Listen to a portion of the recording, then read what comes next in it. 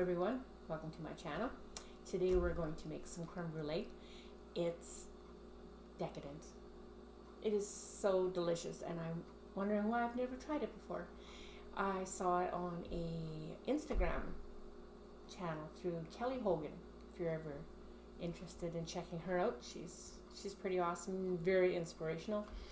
And so I started making these creme brulees. Now, granted, she's a carnivore, so she doesn't add any sweeteners at all to hers. In fact, she's been without sweetener for so long that just the heavy cream in her creme brulee is sweet enough for her. At this point, it's not sweet enough for me, and so we're going to be adding a few ingredients that are going to make it a little bit more sweeter and a little bit more palatable.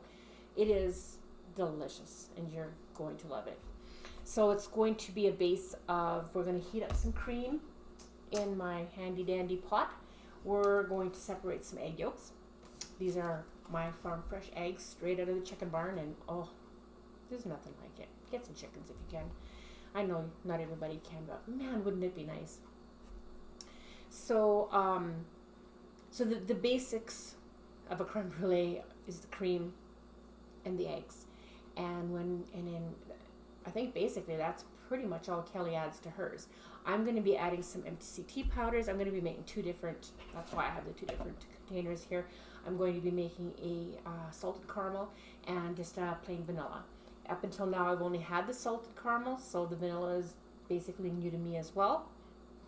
And we're going to be adding some extracts just to really enhance the flavors. And then I'll be adding a little bit of the caramel or the vanilla syrup just to increase the sweetness. And I think over time, as I adjust my own taste buds and that, I'll probably reduce the caramels the sugar, the syrups, just to adjust my own sweet taste. And you can do that as well. But at this point, coming off, I'm about 6 months into the Dr. Boz protocol, and I still need sweetener in my life. So here we go. So we'll start off with each recipe takes 2 cups of heavy cream, and so I'm going to pour that. This is 4 cups in here, but since I'm making 2 separate batches, one of caramel and one of vanilla, I'm going to go ahead and heat the whole package of cream, the whole carton.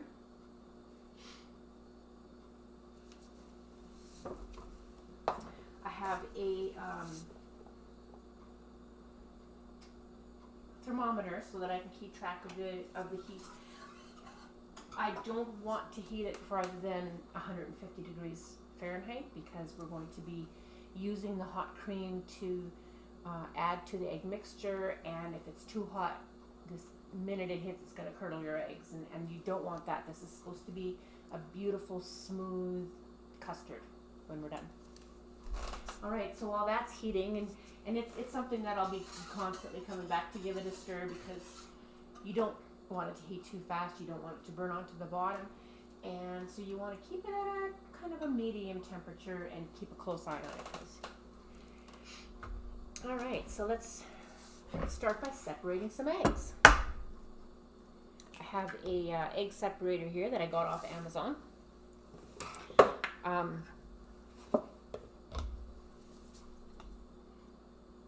Handy dandy little mechanism.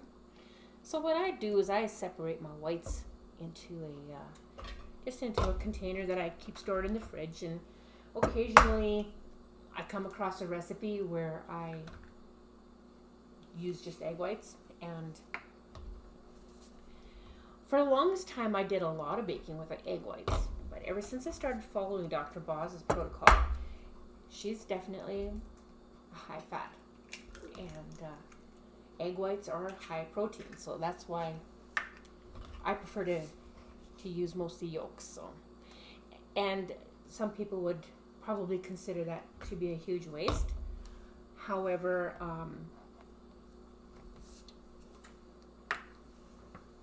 oh, there's my other egg. That's why. if I don't use the egg whites in my cooking, once I have a big enough batch, big enough container, I throw it into a pan and I scramble them up. And I mean, you can add them to omelets, you can add them to anything, whatever. But my chickens and my dogs love scrambled eggs, so just gives them a little bit more protein. So I've got 4 egg yolks in here. You try to get as much of the white, stringy white as you can, because it does tend to, if you get too much into your creme brulee, it leaves a little bite in certain spots that is not up my alley. So I try to get as much of the stringies off as I can without being too weird about it. So yes, my chickens absolutely loves scrambled eggs. What a perfect way to give them a little bit more protein. The gift that keeps on giving. Alright, one more.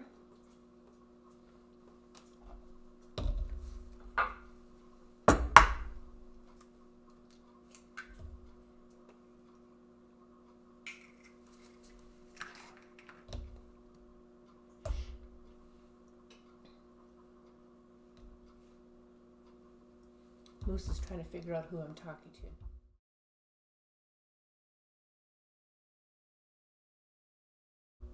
My little paunchy. Alright, so there's my eggs. Set that aside. Alright, give this a little bit of a stir. Takes a while for that to heat up. Alright, look at those beautiful egg yolks. Isn't that gorgeous? Such a lovely color. Can't wait for spring to hit and the chickens can go outside again. It's pretty cold here during the winters. Of course, we're in northern British Columbia and we have snow. We have lots of snow. And we have been having a lot of snow. And then, boom, this morning it's like only -2, which is kind of odd for our area. We're usually closer to -20. So, all right, so I'm going to make this one into the caramel and this one into the vanilla. So this is the vanilla. I use the Perfect Keto MCT oil powder. It is an amazing company with an amazing product. It's if anybody's watching the news and hearing all about the erythritol scare, there's no erythritol in here. It is completely sweetened with, well, it's got natural flavors, stevia leaf extract, and acacia gum.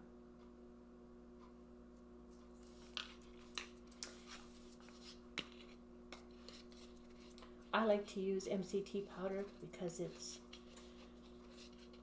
according to Dr. Boz, it is helping my body to learn that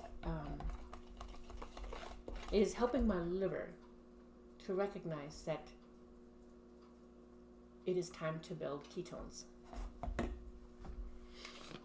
Alright, so we'll do a scoop of vanilla in that one and a scoop of the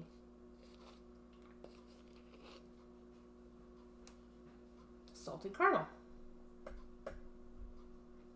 This one is so delicious. They all are. I haven't found a product yet that isn't really good.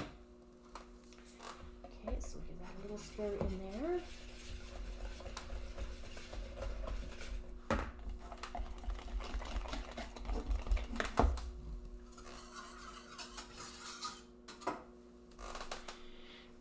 Now, to the salted caramel, I'm going to add a teaspoon of caramel extract. I figured that one was just about empty.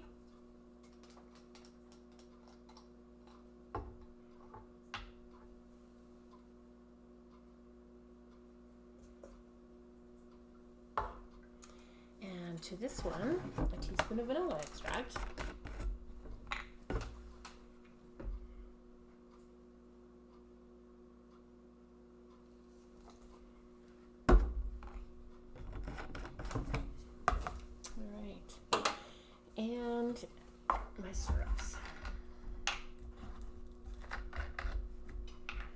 at this point, I'm doing 2 tablespoons each.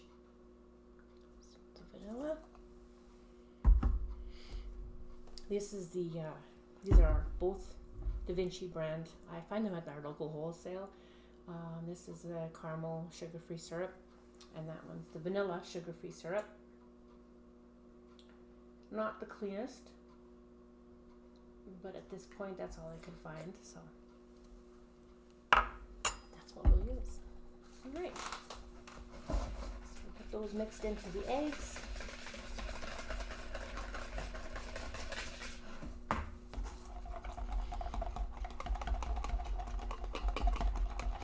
You can just smell it. It's just amazing.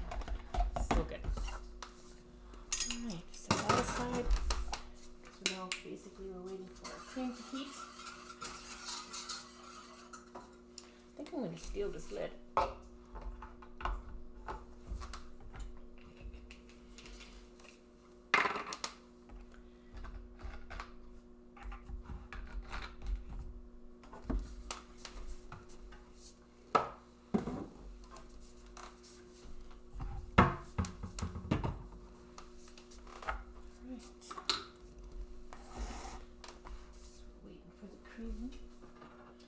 So this is what I'm going to be. I bake this at 325.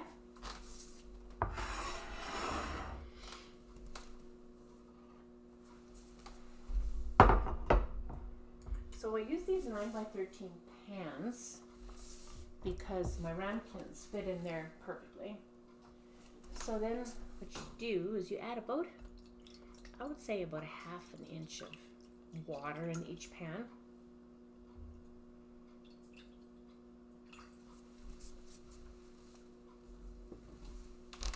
Let me check my temperature here. 97, 130, 142.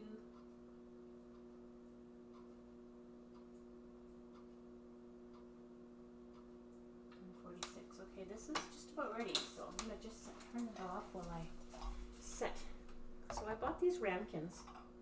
They're really cute at our local wholesale, and they come in a pack of 4. And I mean, I had other ramekins in my cabinet, and they're really pretty and everything, but they're the smaller, round, and deeper ramekins, and I find that I prefer my creme brulee to have more surface. So when I saw these, I had to try it, and they're just perfection. Alright,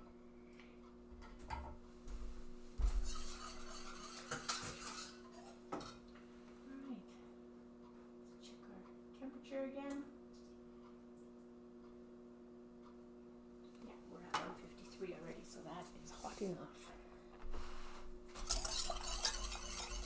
I think the cutoff point is actually more like 160, so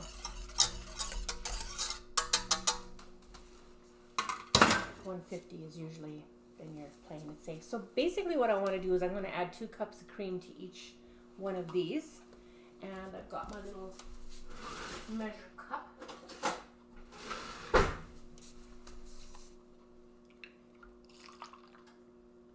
So you want to be careful that you add your cream to the egg mixture very slowly, like I'm talking slow.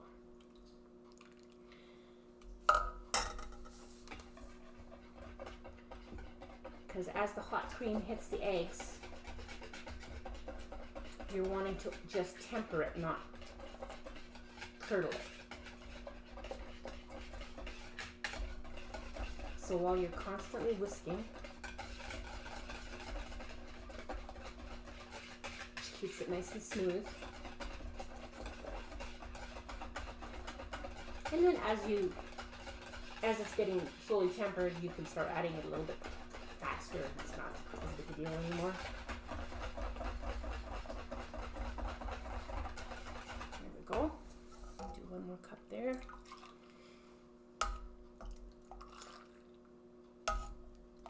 It's only the first batch that has to be properly measured, and then the rest, is going to be the exact amount.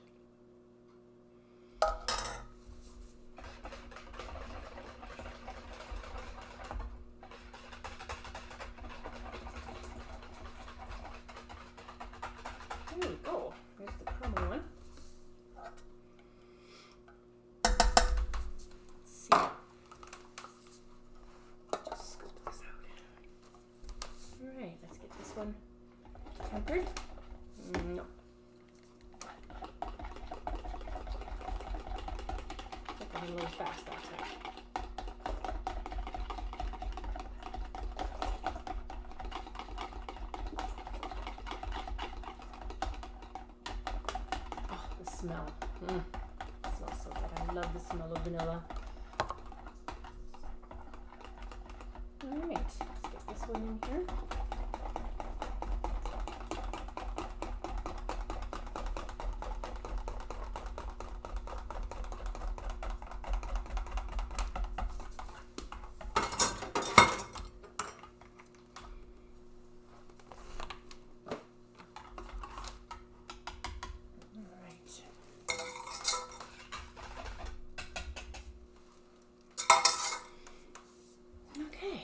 So then you fill your ramekins. You're basically dividing each batch into 4. And I'll post the macros and stuff down into the show notes.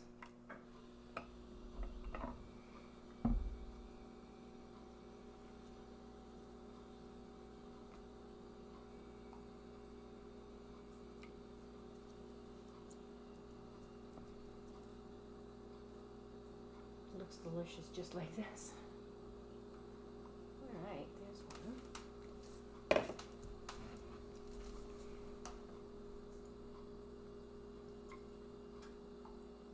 I was telling my husband last night that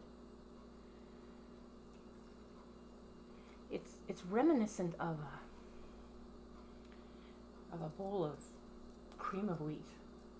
Now, growing up, we used to have cream of wheat at home, and Mom would make it, and you'd scoop your bowl full of your cream of wheat, and then at the table you would add brown sugar, and we would have it with just plain cream. And that's how I love it. So then you go through all these years where you're supposed to be low fat, and that was off the table, right?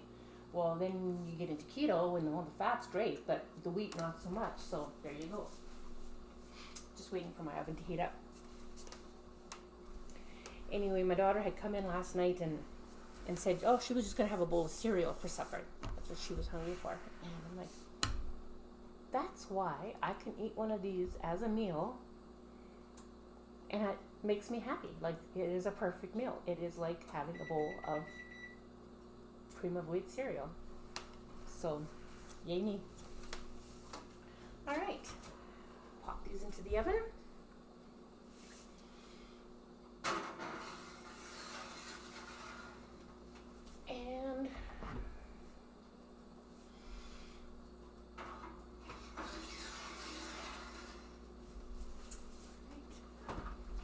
And we'll set the timer for, I think, 40 minutes. All right, we'll see you back here in 40. Look at that, eh?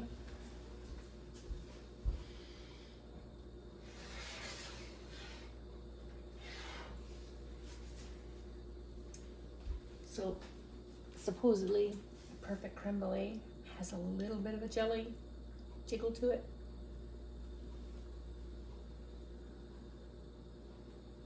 I actually ended up baking them for 45 minutes.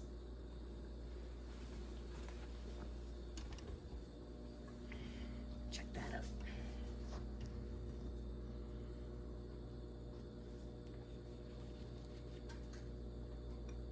See, when you shake it, it's got a little bit of jello jiggly to it. So good. I have them at least one a day. So good.